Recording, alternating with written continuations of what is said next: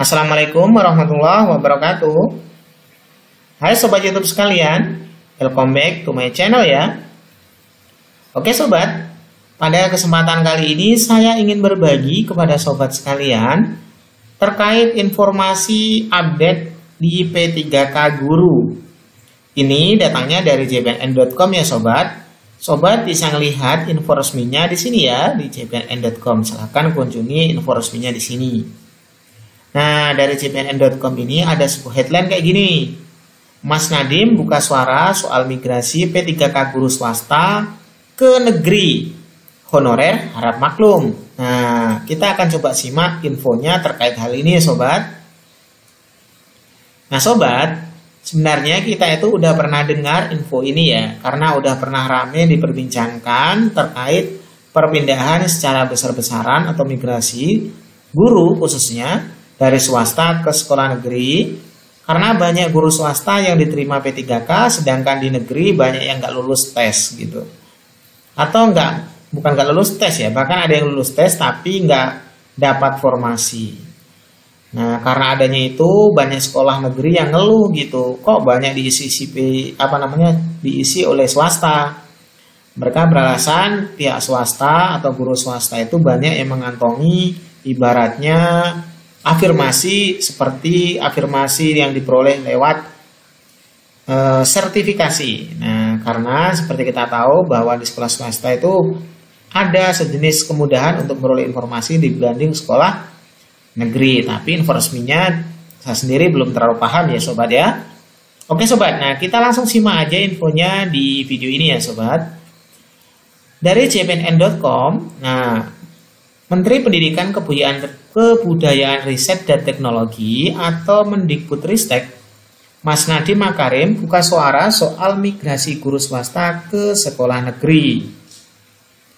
Nah, migrasi ini karena guru swasta itu lolos formasi pegawai pemerintah dengan perjanjian kerja atau P3K yang dilaksanakan di tahap 2 kemarin sobat. Nah, di tahap 2 juga ini sekarang masih kawan-kawan itu lagi menunggu munculnya tombol DRH ya sobat ya.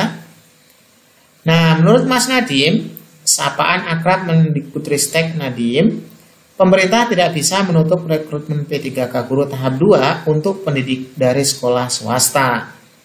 Jadi Mas Menteri ini sudah benar, mereka atau Mas Menteri nggak mungkin bisa ya menutup ini ya, karena memang dari sekolah swasta juga perlu ibaratnya diayomi atau perlu juga diberikan kesempatan gitu sobat.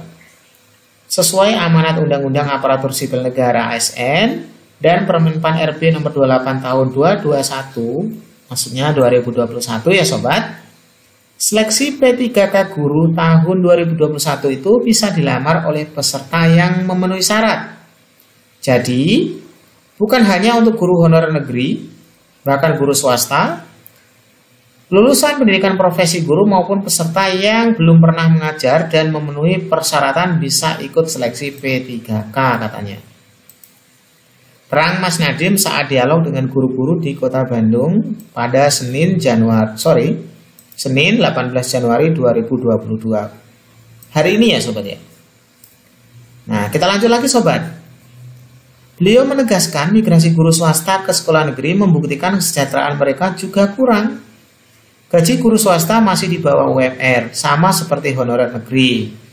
Tidak adil bila pemerintah menutup kesempatan seleksi P3K guru 221 untuk guru swasta. Jadi gitu sobat ya. Apabila sobat itu ngecek ke daerah-daerah lain, nggak semua daerah itu guru swastanya udah sejahtera. Masih ada yang belum sejahtera ya sobat ya. Kayak gitu. Dan mereka itu guru-guru ini melamar di sekolah swasta karena mungkin di sekolah negerinya itu udah banyak diisi gitu. Makanya mereka itu alternatifnya dulu ngajarnya di swasta. Nah, Mas Menteri mengatakan untuk menyelamatkan guru honorer negeri, pemerintah tidak membuka tes P3K guru tahap 1 untuk peserta dari sekolah swasta dan lulusan PBG. Nah, ini udah jelas ya. Sebenarnya pihak dari sekolah negeri itu udah dikasih sebuah kesempatan emas sama Mas Menteri. Di tahap 1 itu hanya bisa diisi oleh honorer negeri. Bahkan apabila honorer negeri lain masuk ke sekolah itu pun, itu nggak akan lulus apabila yang di sekolah induknya itu belum lulus gitu. Bayangin. Udah dikasih prioritas kayak gitu, tapi karena kemarin itu mereka mungkin nggak lolos, sehingga mereka dari sekolah negeri banyak yang protes ketika sekolah swasta lulus di tahap 2. Tahap 1 itu dikhususkan untuk guru honorer negeri dan formasinya untuk sekolah induk. Nah ini udah jelas ya sobat, ini udah pada tahu nih. Nadiem mengakui dalam penyelesaian masalah guru honorer ini pemerintah dalam posisi dilematis. Harus membela kepentingan siapa, sementara pemerintah harus mengakomodasi semuanya, guru honorer negeri maupun swasta. Jadi udah benar saya rasa ya dari Mas Nadiem ini.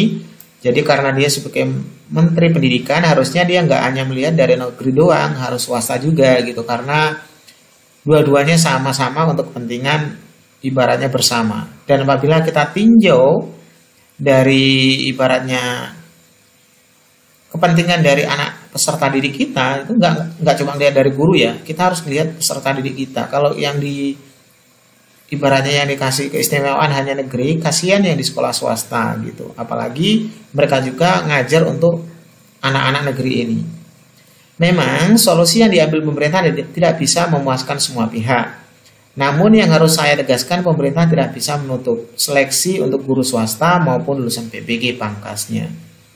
Sebelumnya, para pemimpin guru honorer mengungkapkan dalam seleksi P3K tahap 2 telah terjadi migrasi guru swasta ke sekolah negeri. Mereka menggeser guru honorer negeri karena diuntungkan dengan afirmasi kompetensi teknis 100%. Ya memang benar, tapi ini nggak semuanya.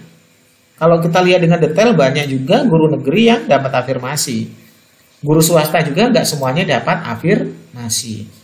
Sehingga kepada sobat sekalian, apabila sobat ingin ikut tes P3K, saya sarankan nggak usah berpatokan pada afirmasi. Belajarlah sebaik mungkin supaya nanti hasilnya itu bisa memuaskan sobat sekalian. Oke sobat, terima kasih. Assalamualaikum warahmatullahi wabarakatuh.